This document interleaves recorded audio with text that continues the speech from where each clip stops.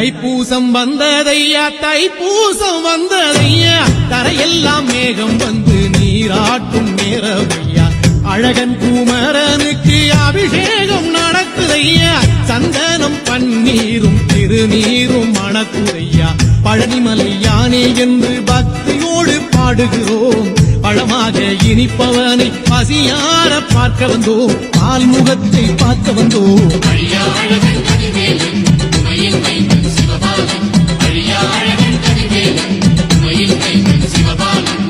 தைப்பூசம் வந்ததையா தைப்பூசம் வந்ததையா தரையெல்லாம் மேகம் வந்து நீராட்டும் நேரமையா